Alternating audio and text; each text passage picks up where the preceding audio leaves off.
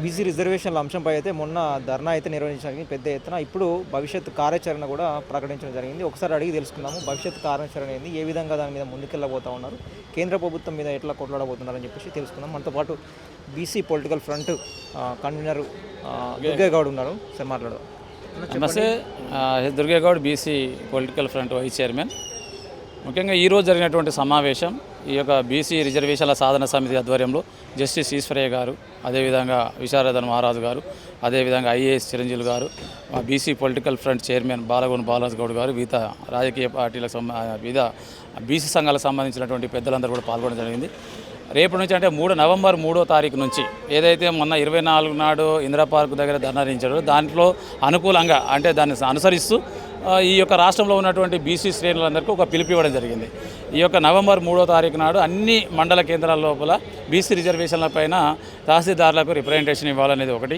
అదేవిధంగా 6వ తారీఖు నాడు రాష్ట్ర వ్యాప్తంగా ఉన్నటువంటి జిల్లా కలెక్టర్ల ద్వారా ఈ యొక్క అదేవిధంగా ప్రిన్సిపల్ సెక్రటరీ గారికి మెమరాండం ఇవ్వాలనేది రెండవది. అదేవిధంగా మూడవది ఈ యొక్క నవంబర్ 10వ తారీఖు నాడు ఏదైతే కామారెడ్డి డిక్లరేషన్లో డిక్లేర్ చేశారో కాంగ్రెస్ ప్రభుత్వం, అదే కామారెడ్డి లోపల వేలాది మందితోటి ఒక పెద్ద ఎత్తున ఒక సభ నిర్వహించాలనేటువంటి తీర్మానం చేయడం జరిగింది. అదేవిధంగా ఈ రాష్ట్ర ప్రభుత్వాన్ని కూడా ఈ సందర్భంగా ఏం చెప్పామంటే, మీరు ఈ యొక్క హైకోర్టు తీర్పులో సుప్రీంకోర్టు తీర్పును పెట్టేసి స్థానిక ఎన్నికలు నిర్వహిస్తామంటే కుదరదు, పార్టీ పరంగా రిజర్వేషన్ అమలు చేస్తామంటే కూడా కుదరదు. ఖచ్చితంగా మీరు 42% రిజర్వేషన్లతోటే స్థానిక ఎన్నికలు నిర్వహించాలనేటువంటి ప్రధానమైన డిమాండ్. అదేవిధంగా ఈ రాష్ట్రంలో ఉన్నటువంటి అఖిల పక్షాలను, రాజకీయ పార్టీలతో పాటు బీసీ సంఘాలను, బీసీ కుల సంఘాలను, మేధావులందరినీ కలుపుకొని ఢిల్లీలో జంతర్ మంతర్ దగ్గర ధర్నా నిర్వహించడంతో పాటు అదేవిధంగా ప్రధాని నరేంద్ర మోడీ గారి దగ్గరికి, అదేవిధంగా రాష్ట్రపతి దగ్గరికి బీసీ రిజర్వేషన్ బిల్లు పైన అఖిలపక్షం తీసుకుపోవాలని చెప్పేది ప్రధానమైన డిమాండ్. అదేవిధంగా ఈ యొక్క నవంబర్ ఎండింగ్లో అదే లేదా డిసెంబర్లో పార్లమెంటు సమావేశాలు జరుగుతాయి కాబట్టి పార్లమెంటు సమావేశంలో ఇండియా కూటమి నుంచి 235 మంది పార్లమెంటు సభ్యులు ఉన్నారు కాబట్టి అక్కడ ఈ అంశాన్ని కూడా లేవనెత్తాలని చెప్పేసి ఈ యొక్క వేదిక అనేది డిమాండ్ చేయడం జరిగింది. ఈ సందర్భంగా వివిధ కార్యక్రమాలు జరుపుతూ ఈ యొక్క ఉద్యమాన్ని పెద్ద ఎత్తున ప్రజలకు తీసుకుపోయేటువంటి కార్యాచరణ ఈరోజు తీసుకున్నటువంటి నిర్ణయాలు. ఇది ఇక్కడ ఉద్యమము కొనసాగుతూ ఉంటుంది కాబట్టి ఇక్కడికి హైకోర్టు ఏం చెప్పిందంటే ప్రధానంగా సుప్రీంకోర్టు గైడ్లైన్స్ ప్రకారం ఎన్నికలు ఇచ్చినాక అయితే నోటిఫికేషన్ ఇచ్చినాక ఆపొద్దు కాబట్టి ఇది ప్రభుత్వం కూడా ముందుకు వెళ్ళాల్సిన అంటే మీరు ఏం చెప్తాలుస్తున్నారంటే తెలంగాణ ప్రభుత్వానికి కావచ్చు, కేంద్ర ప్రభుత్వానికి? ఎన్నికల నోటిఫికేషన్ రాకముందే ఈ రాష్ట్రంలో కులగణన ప్రస్తావన అనేది జరిగింది. ప్రస్తుతంగా కులగణన చేశారు. కులగణన చేసే హైకోర్టు ఏం చెప్పింది, గతంలో పోతే ఏ ఆధారంగా మీ బీసీ రిజర్వేషన్లు పెంచాలని అన్నారు. బీసీ రిజర్వేషన్లు పెంచాలంటే కులగణన తీశారు. 56% బీసీల జనాభాని స్పష్టంగా తేలింది. దానికి అనుగుణంగానే ఈ యొక్క అసెంబ్లీలో కూడా అన్ని రాజకీయ పార్టీల తీర్మానాన్ని కూడా అన్ని రాజకీయ పార్టీలు మద్దతు తెలిపినాయి. దాని ప్రకారంగా మీరు ఏం చేయాలని చేస్తే పార్లమెంటులో దీనికి తీర్మానం పెట్టాలి. ఆ కార్యక్రమం మీరు చేయలేదు. చేస్తే ఇందులో దొంగోడో దూరవడో తెలుస్తుంది. మీరు ఏమంటారు, ఎంతసేపు బీజేపీ పార్టీ అడ్డుకుంటుందంటారు. బీజేపీ పార్టీ అడ్డుకున్నదా అడ్డుకోలేదా తెలవాలంటే ఏం చేయాలి? పార్లమెంట్లో బిల్లు పెడితే కదా బీజేపీ అనుకూలంగా ఉందా వ్యతిరేకంగా ఉందా.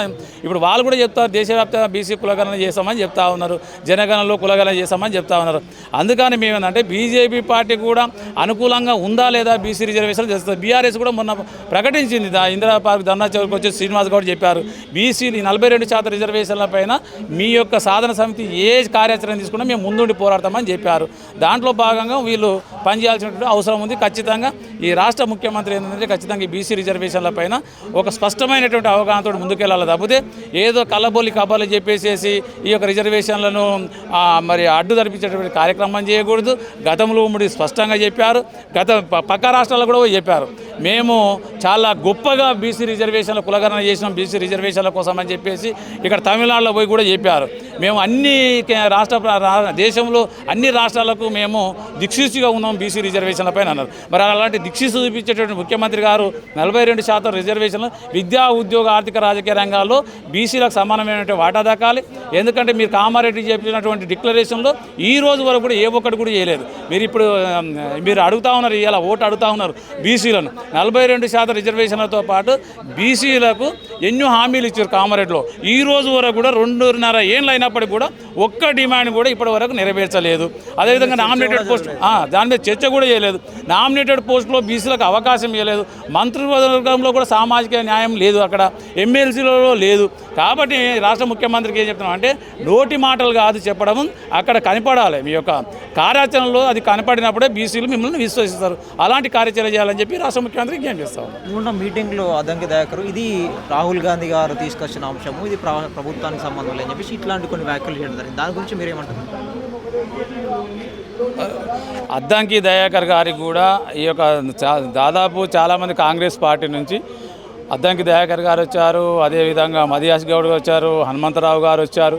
వాళ్ళందరూ కూడా చాలా స్పష్టంగా చెప్పడం జరిగింది. మా యొక్క నాయకత్వంతో చర్చించి ఖచ్చితంగా బీసీ రిజర్వేషన్లు కోసం మేము పోరాటం చేస్తామని చెప్పారు. దీంట్లో బీజేపీ అడ్డుకుంటుందని చెప్పారు ప్రస్తావంగా.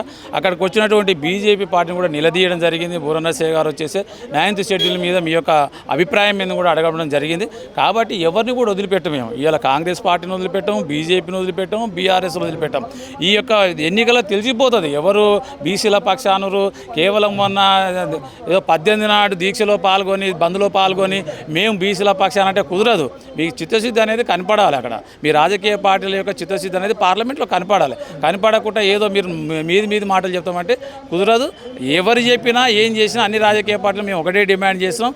మీరు బీసీ రిజర్వేషన్ల పైన మీ రాజకీయ పార్టీలో వైఖరి ఏందో స్పష్టంగా చెప్పిన తర్వాతనే ఈ యొక్క 42% స్థానిక ఎన్నికల మీద ముందరికి వెళ్ళాలని చెప్పి వాళ్ళందరికీ కూడా విజ్ఞప్తి చేస్తా ఉన్నాం.